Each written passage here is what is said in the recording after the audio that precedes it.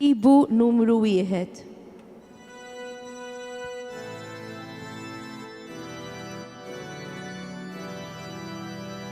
Ftakar fina mulejja nixtiefna id-dawl tiegħek bil-faraġġ tal-qlub ħenna lina u f'ismek eħlisna mill-ħsarat li ġarrabna fidnu lasnix omulej fuq li modi insalħtija ta' wlidek dajfi u naddafna midbajja ta' ruħna sabiex nejxu għal dejjem safin. L-odwa tajba nsellem lilkom miġburin f'dan is-santwarju għażiż, lilkom li qed issegwuna mid-dar permezz tal-mezzi soċjali, partikolarment intom il-morda l-anzjani li qed issegwuna permezz tal-UTV. L-odwa tajba. Illum hija qudiesa li fija żewġ motivazzjonijiet li jenuna biex ngħixu dan il-mument. Hija l-ġimgħa tar-Randan, jum li jfakkarna fil-passjoni il-mewt tas-Sinjur tagħna Ġesu Kristu. U mhux biss, hija l-ewwel ġimgħa tax-xahar, għax-xahar ta' Marzu. Għalhekk nfakkarkom li fil-Knisja hemm is-saċerdot disponibbli fil-konfessjonarju għall-qrar. Fl-isem tal-Missieru tal-Iben u tal-Ispirtu Santu, il-grazzja ta' Sidna Ġesu Kristu li mħabba ta' Alla laqda fl-Ispirtu Santu ħatkun ma'kom il-koll. Ara l-werriet, ejjew noqtluh. Il-libnu kien baqa' wara li bat il-profeti, wara li bat tant nies biex jiftħulna għajnejna, u l-dak li qatlu għamel lilna werrieta. Tella fuq is-salib biex jinu int sirna wliet, u liet ta' Alla missier b'qalb ta' li jħobb il-kulħadd. Ħuti, ejjew narfu n-naqqasijiet tagħna.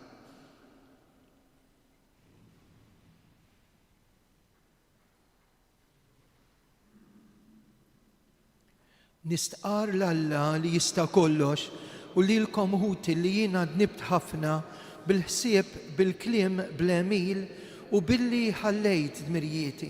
Ħtija tiegħi, bl-ikbar ħtija tiegħi. Għalhekk nitlob l-imqazza Marija dejjem Verġni lill-anġlu u l-qaddisin kollha u lilkom ħuti biex titolbu għalija lill-mulej Alla tagħna. Eħenna għalina Alla li jista' kollox jaħfrilna dnubietna u jwassalna fil-ħajja ta' dejjem. Nitolbu. U Alla li tista' kollox, nitolbuk li l-ħeġġa qaddisa tagħna għat-takkis teħlisna minn dnubietna, ħalli naslu b'qalb sinċira għal festi tal-Għid li ġejjin. Bibnek Ġesu Kristu Sidna li hu Alla, miegħek jgħix u jisaltan flimkien mal-Ispirtu Santu għal dejjem ta' dejjem.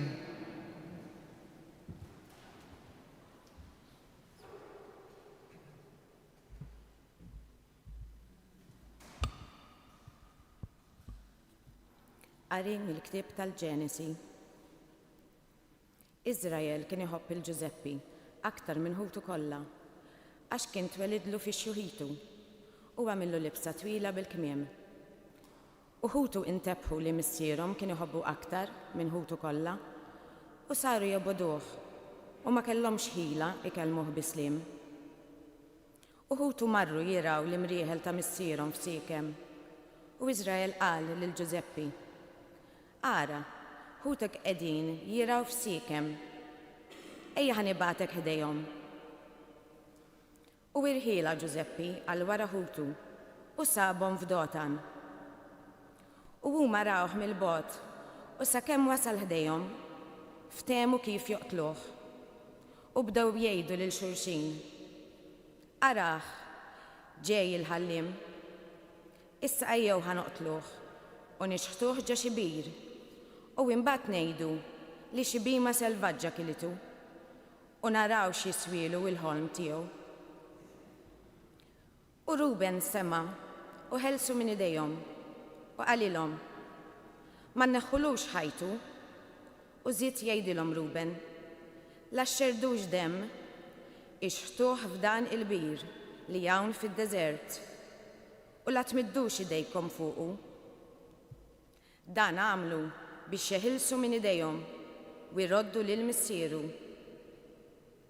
U ġara li malli Giuseppe wasal ħdejn ħutu, neżżawh mill-libsa li kellu fuqu, il-libsa twila bil-kmiem. Qabduh u xeħtuh fil-bir. Il-bir kien battal mingħajr ilma. Imbagħad qagħdu bil-qiegħda jieklu l-ħobs. Kif refgħu għajnejhom raw karwana ta' Iżmaelin ġejja minn Ġilad bl-ġimla tagħhom, mobbija bid-dragant, il-balsmu u l-awdnu. Sejrin iħottuhom l-Eġittu. U Ġuda qal lil-ħutu: x'se ndaħlu jekk noqtlu l-ħuna u naħbu demmu? Ejjew imbijawh lill-Iżmaelin u ma mmiddux idejna fuqu. Għax ħuna hu, laħamna hu, u ħutu semgħu minnu. U għaddew xi negozjanti mid-djajin u ġibdu lil Giuseppi u tellawh mill-bir u bijaw lil Giuseppi lill-Iżmaelin b'20 biċċa tal-fidda. U il-Giuseppi ħaduh l-Eġittu. Il-kelma tal-mulej. Nroddu ħajr lil Alla. Salm responsorjali ngħidu flimkien, niftakru mulej fl-ġubijiet tiegħek. Niftakru mulej fit-tubijiet tiegħek. Il-mulej bat il-ġuħ fuq l-art, erdilhom il-qamħ minn wiċċ ir-raba tagħhom. Kien bat qabilhom raġel, il-Giuseppi, mibjuħ bil-sir. Ngħidu flimkien, niftakru mulej fl-ġubijiet tiegħek. Rabtulu riġlejh bil-ktajjen, dawrulu l-ħadid ma' għonqu, sakemm seħ dak li kien ħabbar. U l-kelma tal-mulej rebbieħ ħarġitu. Niftakru mulej fl-ġubijiet tiegħek. Is-sultan bat iħollu. Dak li jaħkem il-poplu ħelsu, għamlu sit fuq id-dar tiegħu, ħallilu fidejh ġidu kollu. Niftakru mulej fl-ġubijiet tiegħek.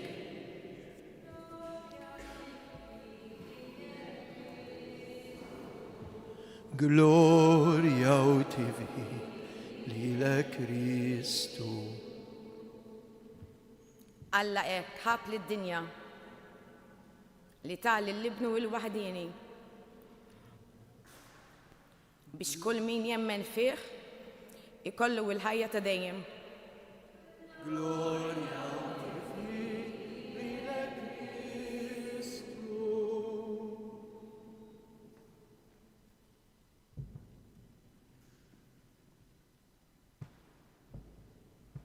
Il-mulej ma'kom.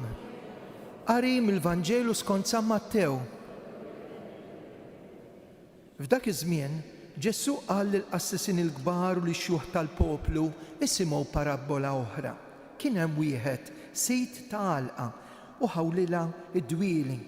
Tellala ħajt tas-sejjieħ madwarha, ħaffer ma' sarfija u bniela torri. Abbadal xi bdiewa u siefer fart oħra. Meta wasal żmien il-frott, bat il-qaddejja tiegħu għand dawk il-bdiewa biex jiġbru l-frott li kien imissu. Iżda il-bdiewa qabdu lill-qaddejja, il-wieħed sawtuh, lill-ieħor qatluh, lill-ieħor ħaġruh.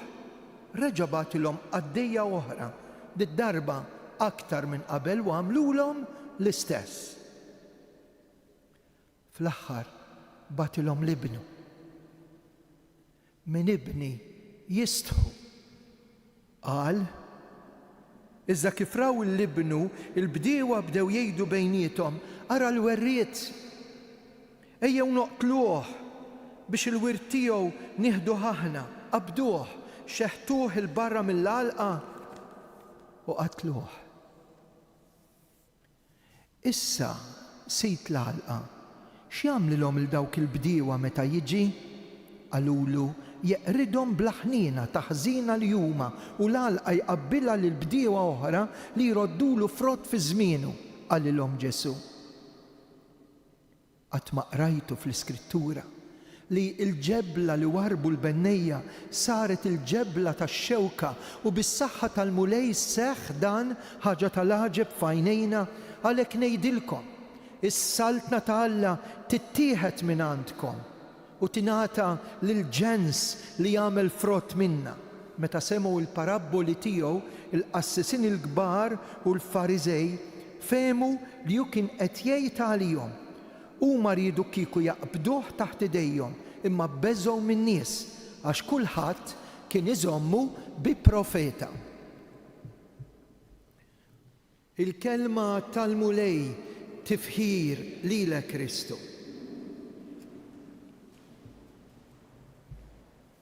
Il-kelma tal-Alla tkellimna kif ix-xita tinżel fuq l-art u ma tħallix bħalma kienet qabel. Hekk min jisma' l-kelma tal-Alla kif qed nagħmlu aħna bħalissa fl-ewwel parti tal-quddiesa l-liturġija tal-kelma qabel nidħlu għall-liturġija tal-Ewkaristija, imma l-iktar għax iż-żmien tar-Randan huwa żmien privileġġjat u llum il-jum tal-ġimgħa qed jagħdina l-figura ta' xi ħadd li hu maħbub mill-missier, in-nies jgħiru għalih u jippruvaw joqtluh. Fil-każ ta' Kristu qatluh. Giuseppi, iż-żgħir. Missieru għamillu libsa sabiħ, kien jenaraf, imma ta' ġewwa eru għalih. U intom tafu li lejra tagħmih lill-bniedem ma jibqax jara. Meta jkun hemm il-ġelosija, meta jkun hemm lejra mhix kontrollata, il-bniedem jista' jasel biex jagħmel kollox sa vendetti kbar. U hawnhekk għandna l-ewwel profezija. Ġesu mibjuh minn Ġuda u dan Giuseppi mibjuh minn Ħutu. Tant li dik il-libsa sabiħa li għamillu missieru issa li l-ħuhom kienu bijow din libsa ċabsuha bid-demm biex jeħduha femm missieru jgħidulu pa, it-tifel, ħabtu għalih animali selvaġġi u qatluh, l-istorja tafuha. U x'hekk kif imbagħad Giuseppi ħa pożizzjoni għolja għand ir-re u kienu l-istess Ħutu hekk li marru jitolbuh il-qamħ. Il-farawn qalilhom morru għand Giuseppi u tafuha wkoll l-istorja tat-tazza f'waħda mixkejjer biex imbagħad il-missier jisma' dik il-kelma sabiħa. Giuseppi għadu ħaj. Ivvintajna xi ħaġa, imma Giuseppi mhux veru ġie maqtul. Giuseppi għadu ħaj. U llum il-Vanġelu sabiħ jgħid parabbola. Battilhom il-profeti, battilhom il-qaddejja u kollha isawtuhom, jittrattawhom ħażin, ma jagħtux każ. Fl-aħħar qal nibat l-ibni. Min ibni jistħu. Min ibni jistħu. Bil-kontra ġara. Lil daliben waħdini li riet min jisimgħu, li riet min jilqgħu għax ġifdaru nisu ma laqgħux, araw x'għamlulu fuq is-salib. Dan ukoll kellu libsa. Ma nqattowiex dik il-libsa. Nixtħu x-xorti fuqha. Kienet it-tunika, it-tradizzjoni tgħid minsuġa mill-Madonna li kienet taf dis-sena tal-insiġ għax tal-mita skont il-protovanġelu ta' Ġagbu għax kienet waħda mit-tfajliet tat-tempju, minn fuq s'isfel.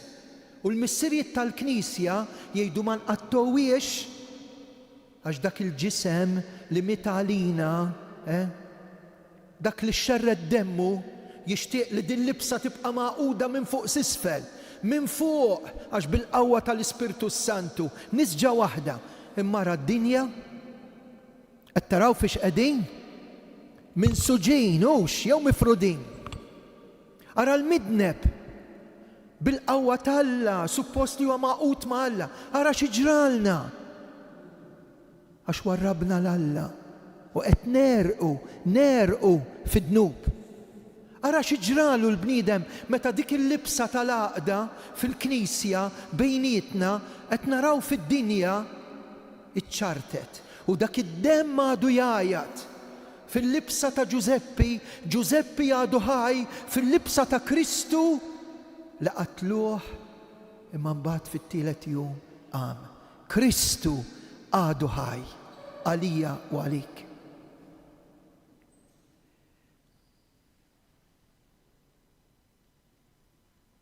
Inresqu issa lil-mulej it-talb u l-intenzjonijiet tagħna. Ejjew nitolbu għas-saċerdoti li qed jippritkaw bħalissa biex aħna stess fil-parroċċi immorru l-eżerċizzi. Anki jekk dan l-aħħar randan tiegħi jien irrid nisma' l-kelma t'Alla. Jien ma rridx nitlef il-grazzja t'Alla. Tolbu għall-Papa, talba speċjali għall-isqof tagħna Anton, għas-sisters li jaqdu f'dan is-santwarju, tolbu għalihom l-aktar fid-djar ta' Malta fejn jieħdu ħsieb ħafna familji iċkejknin tagħhom. Nitolbu għal dawk li jiġu jqarru, jisimgħu n-nies fil-problemi tagħhom, iqazzu, jippritkaw qed ngħid għar-reliġjużi u s-saċerdoti tagħna. Nitolbu sakemm il-bniedem jibqa' jitbiet minn Alla, il-bniedem joħloq il-konfużjoni. Għal paċi fil-qalb, il-paċi far twelidna fid-dinja kollha. Nitolbu. Ħafna nies morda jiġu f'riġlejn il-Madonna ta' Pinu, oħrajn jibatulna, oħrajn m'għandhomx min jitlob għalihom. Għal min qed jieħu terapija, għal min m'għandux tama ta' fejqan, għal min għandu tama ta' fejqan. Hekk nitolbu għal morda fir-ruħ u fil-ġisem u dawk li jieħdu ħsiebhom. Nitolbu. L-aħħar talba tista' tkun tiegħek.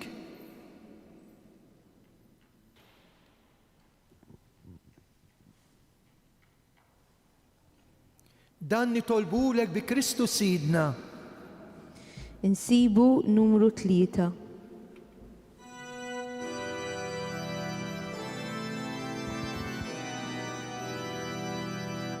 Henna lina mulej, henna lina, henna lina mulej, henna lina, lejk mulej lubna issana, għalix fiki tamajna finike.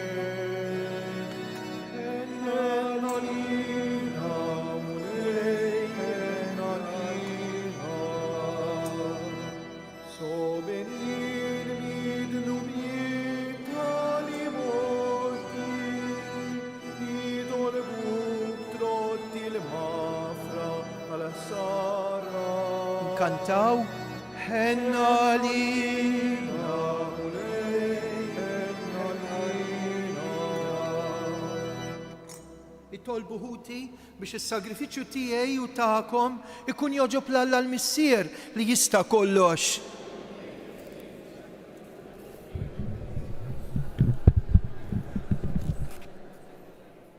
Xerret fuqna l-ħnina tiegħek u Alla. Ħejjina ċ-ċelebrazzjoni ta' dawn il-mistera qaddisa biex nieħdu sehem bil-qima kollha bi Kristu Sidna, il-mulej magħkom. Nerfgħu qlubna l fuq u niżżu ħajr lill-mulej Alla tagħna Sewa u xieraq tas-sew mulej mis-Sir Qaddis Alla ta' dejjem li tista' kollox, tajjeb u taġita s-salvazzjoni tagħna li dejjem u kullimkien inroddulek ħajr. Inta s-saħħa ta' wliedek għat-tiġdid u s-safa ta' ruhom għażiltilhom żmien fis-sena biex fih ifittxu jinħallu minn kull ġibda ħażina, jinqdew bil-ġid li jgħaddi hekk li jintrabtu iżjed ma' dak li ma jgħaddix, ma' dak li jibqa' dejjem. Għalhekk mal-anġlu mal-qaddisin infaħruk u bil-qalb intennulek qaddis.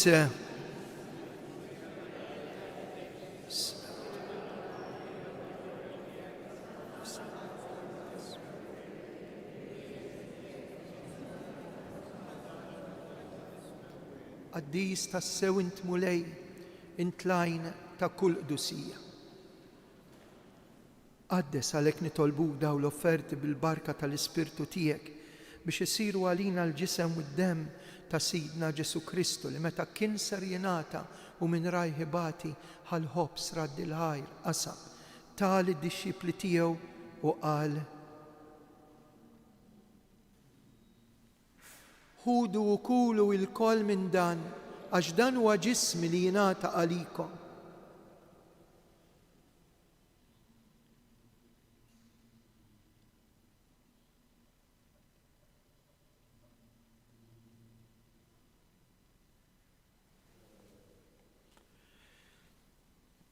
Ekk ukoll wara l-ikla ħal-kalċir ġarad il-ħajr tal-id-dixxipli tiegħu u qal: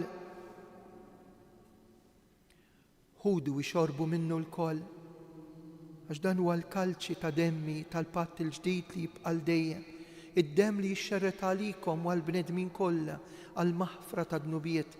Għamlu dan b'tifkira tiegħi.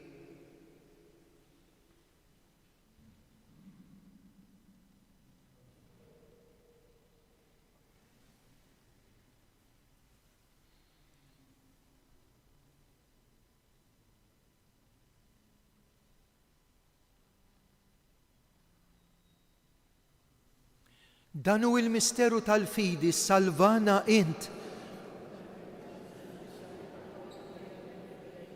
Għalhekk aħna u nagħmlu dan b'tifkira tal-mewt u l-qawmien ta' Sidna Ġesu Kristu, nofrulek mulej il-ħobs tal-ħajja, il-kalċi tas-salvazzjoni u roddulek ħajr intoġbok tilqana hawn quddiemek biex naqduk. Miċ-ċokontana qed nitolbu biex l-Ispirtu Santu jaqadna f'ġisem wieħed lilna li nieħdu semm il-ġisem u d-demm ta' Kristu. Mulej jiftakar fil-Knisja tiegħek imxerda mad-dinja kollha u ettaqa' fl-imħabba flimkien mal-Papaljun, l-Isqof Anton, il-ministri tiegħek kollha. Ftakar ukoll fl-eżistana mejtin, fl-erwieħ abbandunati, l-erwieħ tas-saċerdoti.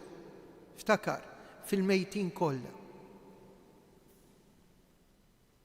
Daħħalhom quddiemek fid-dawl tas-sebħ tiegħek, ħenna għalina il-koll nitolbuk, għati lilna wkoll il-wirt tal-ħajja ta' dejjem mal-Verġni mqazzhom Malla Marija, San Giuseppe, l-Apostli, San George Preka u l-qaddisin kollha li jgħixu fil-ħbiberja tiegħek sa mill-bidu tad-dinja. Għamel li magħhom infaħruk u nsebħuk b'Ġesu Kristu ibnek. Bi Kristu ma' Kristu u fi Kristu jingħata lilek u Alla missier li tista' kollox, flimkien mal-Ispirtu Santu, kull ġieħu glorja għal dejjem ta' dejjem. Amen. Hawnhekk għandna l-Ġesu nagħmlu l-qalb, intennu t-talba tas-salvazzjoni tagħna missierna.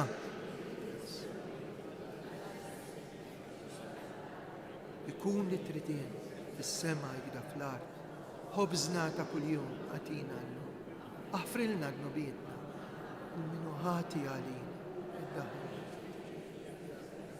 Eħlisna nitolbuk mulej minn kull deni, għatina fit-tieba l-ħnina tiegħek il-paċi fi żmienna, hekk inkunu ħilsa dejjem midnub u mħarsa minn kull inkwiet aħna nistennew u nittamaw lejna u l-miġja tas-Salvatur tagħna Ġesu Kristu. Mulej Ġesu Kristu li jett l-apostli tijak inħallilkom sliem natikom slim tijaj tħarix lejn nubiet nizda ħares lejn il-fidi tal-knisja tijak għatija sliem għatija laqda li jinti trid fint li tgħix fis-saltan għal dejjem ta' dejjem paċi tal-mulej tkun dejjem ma'kom għatu l-paċi l-xulxin. ħaruf talla li tneħħi d-nubiet ta' dinja ħenna għalina. ħaruf talla li tneħħi d-nubiet ta' dinja ħenna għalina. ħaruf talla li tneħħi d-nubiet ta' dinja. Mulej Ġesu Kristu bin Alla l-ħaj bil-mewt tiegħek kif rid minnek il-missier u bil-ħidma tal-Ispirtu s-Santu inti tajt il-ħajja lid-dinja. B'dal-ġisem u d-dem qaddis tiegħek eħlisni minn ħtijti kollha minn kull ħażen. Żommni dejjem fidil lejn il-kmandamenti tiegħek u tħallina qatt ninferet minnek.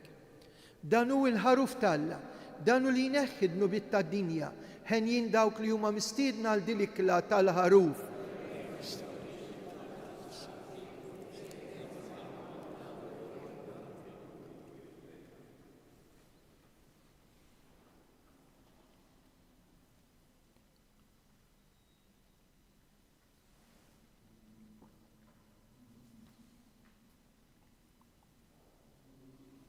Insibu numru 5.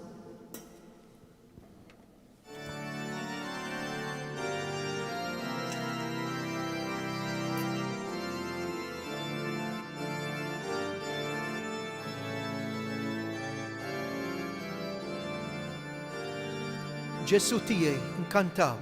Ġesu tiegħi, la sekla żiża, min jigizlek dak ix-xew, kienu l-ħafna dnubi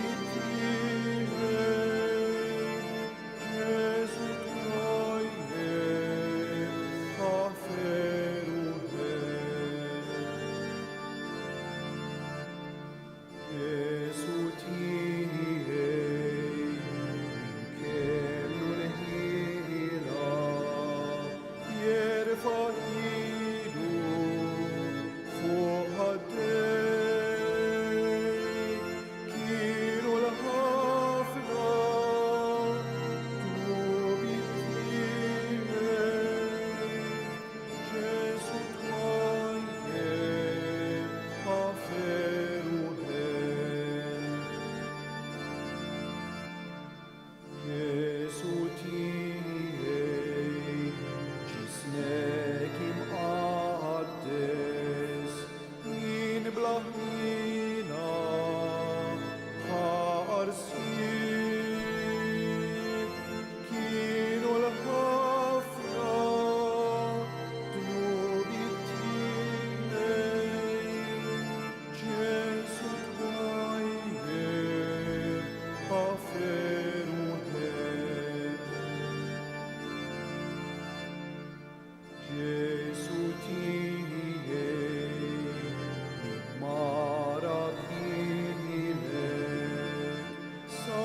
Sali paħrax fuq spallej,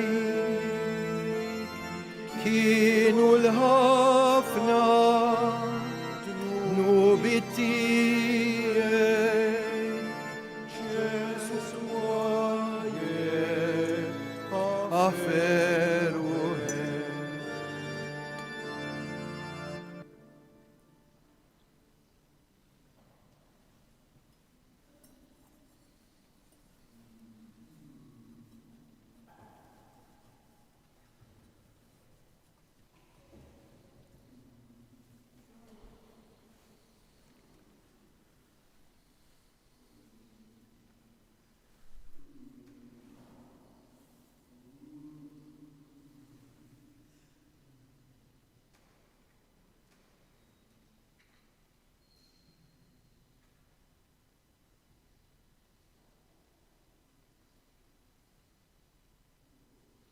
Nadurawk, o Ġesu, u imberkuk. Qaddis Alla, qaddis qawwi, qaddis immortali, ħenna għalina u għad-dinja kollha. Nitolbu. It-qarbina mqazza li għamilna twassalna bil-grazzja tiegħek fil-qiegħ ta' qalbna u lilna b'qawwa kbira timlina b'kull ġid bi Kristu Sidna. Amen. Nfakkarkom illi dan il-weekend minn għada sal-ħadd flaxija se nkunu ngħinu lis-seminarju. Hemmhekk nkunu qegħdin nitolbu u nappoġġjaw il-qassisin ta' għada. Minn minnkom forsi mhux ħajkun hawn jew jiġi iktar il-qudiem għamilna dik il-qalb fuq wieħed mill-altari tal-ġnub fejn frott is-sawm tagħna se ngħinu biex xi ħadd isir saċerdot. Grazzi mill-qalb għan-nom tas-seminarju. Fl-aħħar tal-qudiesa se ngħidu 3 Ave Marijiet. L-aktar għal dawk in-nies li qed jaħdmu f'artijiet f'periklu ta' attakki u gwerer. Xi familji kkuntattjawna għax għandhom il-nieshom, il-uliedhom jaħdmu hemmhekk. U allura bir-raġun nitolbu għal paċi fid-dinja, għall-istabilità u biex jinħelsu mill-perikli dawk li huma f'periklu. Wara it-3 Ave Marijiet fl-aħħar tal-qudiesa min irid minnkom nidħlu fil-kappella ċkejkna u nagħmlu ftit talb fiskiet u bl-intenzjonijiet u l-grazzi li għandna bżonn. Fuq UTV dalgħodu fl-10 programm ieħor mis-Santwarju ta' Pinu, il-grazzi li jinqalgħu permezz ta' 3 Ave Marijiet. Nibdew fl-10 ta' dalgħodu u bħallum ġimgħa jekk Alla jrid fl-10 ta' filgħodu nkunu qegħdin ir-Redentur. Il-Bażilika tal-Isla fadlilna ftit postijiet min irid jiġbor il-programm idħlu mis-sagristija. Dawk li jiġu minn Malta hemm privates organizzati minn diversi parroċċi, jew tistgħu tiġu bit-trasport pubbliku jew il-karozzi privati. Il-mulej magħkom. Iberikkom Alla li jista' kollox, il-Missier, l-Iben u l-Ispiritu Santu. Slima lik Marija bil-grazzja minnija il-mulej miegħek. Imbierka inti fost in-nisa, imbierek il-frott tal-ġuf tiegħek Ġesu. Slima lik Marija bil-grazzja minnija il-mulej miegħek. Imbierka inti fost in-nisa u imbierek il-frott tal-ġuf tiegħek Ġesu.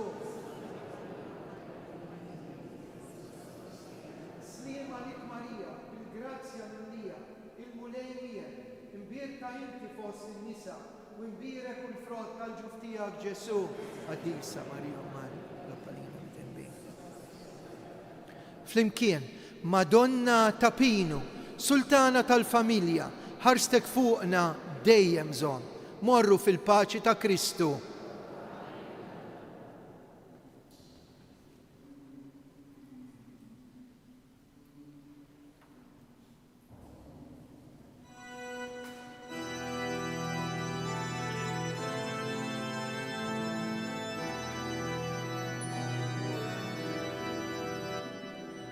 Madonna taħadbu qalb ħelwa ta' Marija jitlob lil Ġesu għalina jitolbu kol l-ammiki